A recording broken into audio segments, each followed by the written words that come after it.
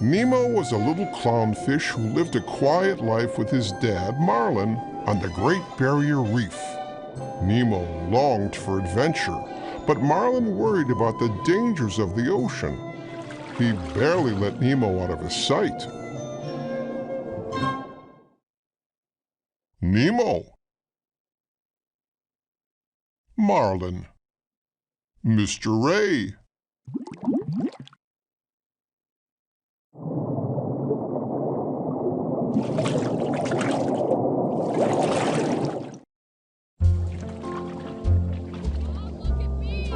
On the first day of school, Marlin overheard Nemo and his new friends daring each other to swim out over a steep cliff. Come on, Nemo! How far can you go? Sheldon. Tad. Pearl.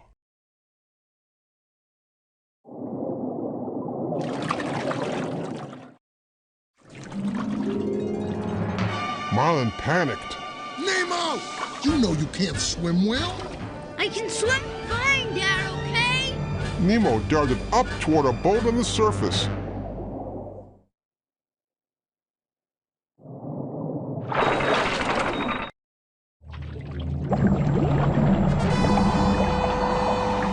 As Nemo swam, a diver appeared behind him. The diver pulled out a net and caught Nemo.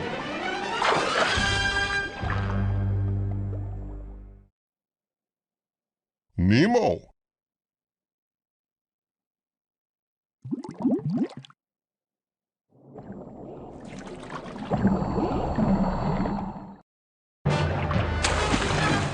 Then he returned to his boat and sped off, accidentally knocking one of his masks overboard.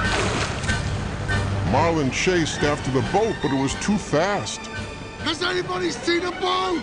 Please!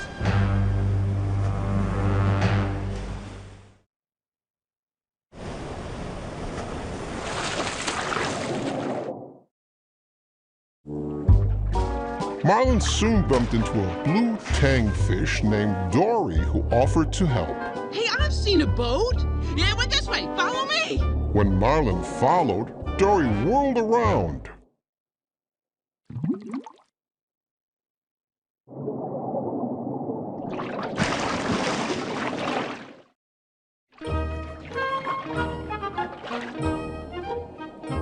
Stop following me, okay? What are you talking about? You're showing me which way the boat went. Dory looked surprised, then shook her head sadly. I'm so sorry. See, I suffer from short-term memory loss.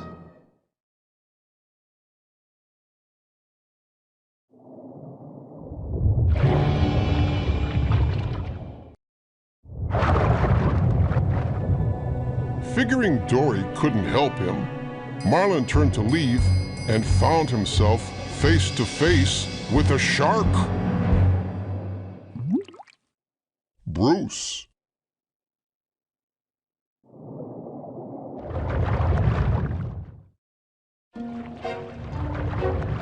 The shark invited Dory and Marlin to a get-together in an old sunken ship. Inside the ship were two other sharks, and together they pledged, Fish are friends, not food. As they spoke, Marlin looked up and saw the diver's mask. Dory noticed some writing on the strap. It might be a clue to help them find Nemo. Anchor.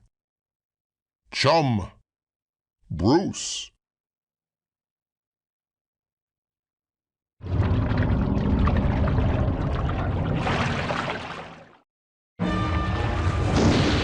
Marlin and Dory quickly left the party carrying the mask.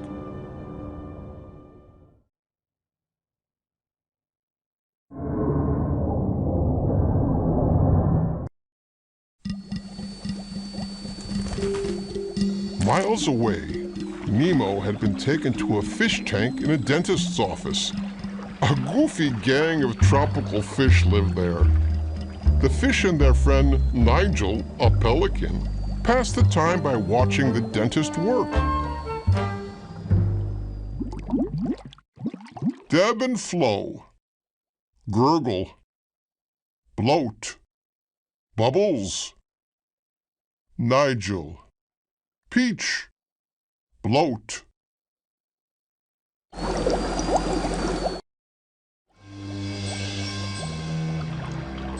That night, Nemo learned that he would be given to Darla, the dentist's niece.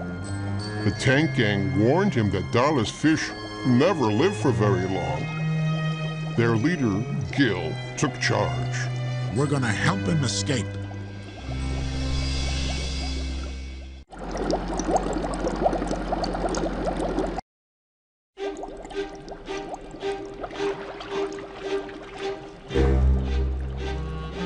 Gil explained that if someone could jam the water filter, the dentist would take the fish out of the tank to clean it. When he put the fish in plastic bags, they could escape by rolling out the window and into the harbor.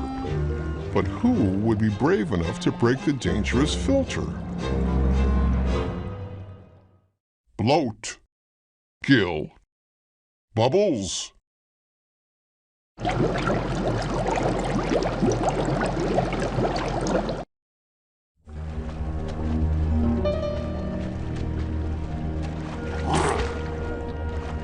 Deep in the ocean, Dory and Marlin were in a dark canyon. Marlin struggled to hold on to the lighted antenna of a dangerous anglerfish so that Dory could read what was written on the mask. P. Sherman, 42 Wallaby Way, Sydney.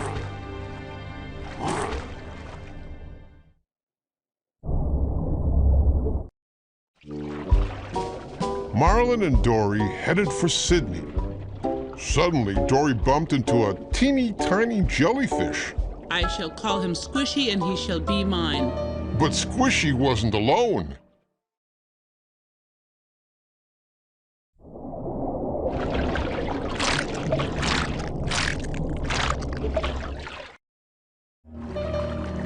Soon they were surrounded by an entire forest of deadly jellyfish. The jellyfish stung Dory and Marlin too, making them feel weak and tired. As the ocean faded around him, the last thing Marlin saw was the shadow of a giant sea turtle.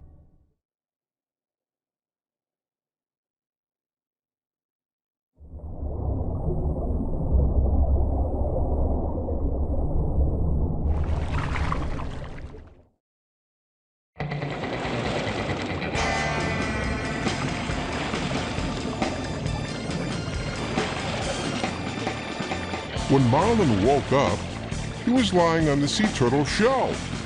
The turtle introduced himself. Dude, name's Crush.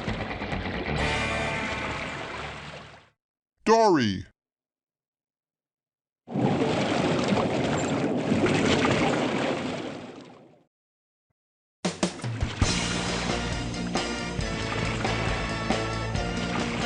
Marlin told Crush and his son Squirt the story of the search for Nemo. Squirt told the story to a lobster, the lobster told a dolphin, and soon the news spread all the way to Sydney, where Nigel the pelican heard it.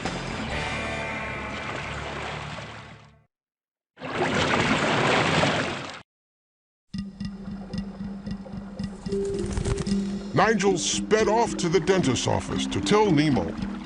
Your dad's been fighting the entire ocean looking for you. And the word is he's headed this way, right now, to Sydney. Really? Nemo realized that if he was ever going to get home, he had to be brave too.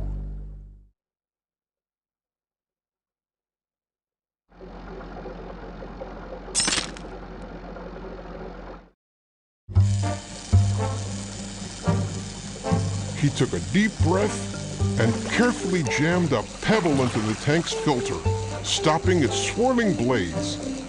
Soon the tank would be so dirty, the dentist would have to clean it.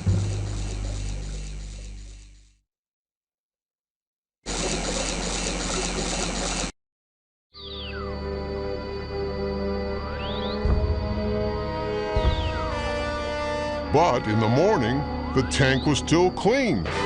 The filter had been changed during the night, ruining their escape plan.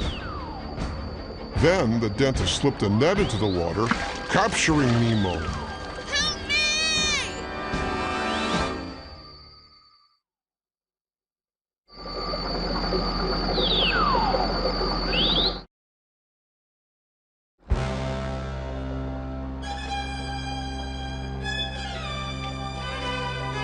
The dentist started to hand Darla the bag, but then he saw Nemo inside, belly up. Nemo winked at his friends. He was only pretending to be dead. The gang cheered. He's gonna get flushed down the toilet. He's gonna get out of here.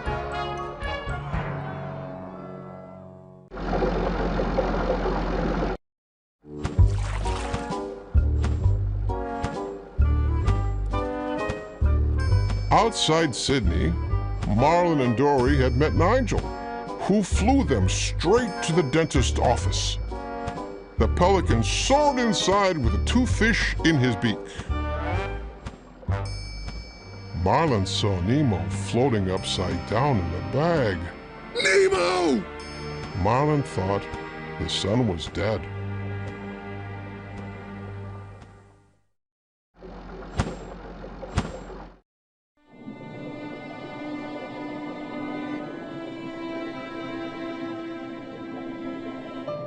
Nigel returned to the harbor.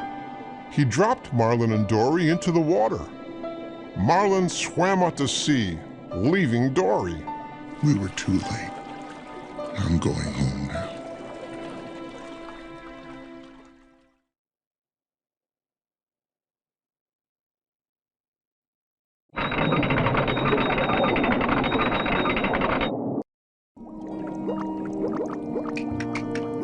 After Marlin left, Nemo swam out of a nearby pipe. He had been flushed. Nemo spotted Dory swimming in circles. Are you all right? I'm Nemo. You're Nemo! Dory hugged him happily.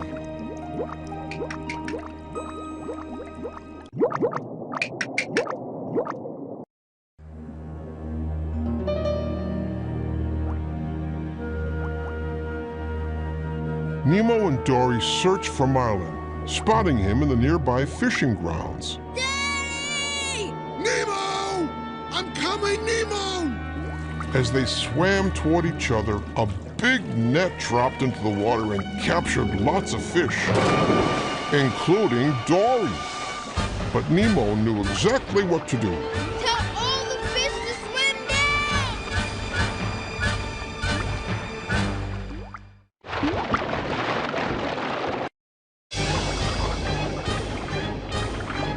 Together, the fish swam down until the net broke. Everyone was free.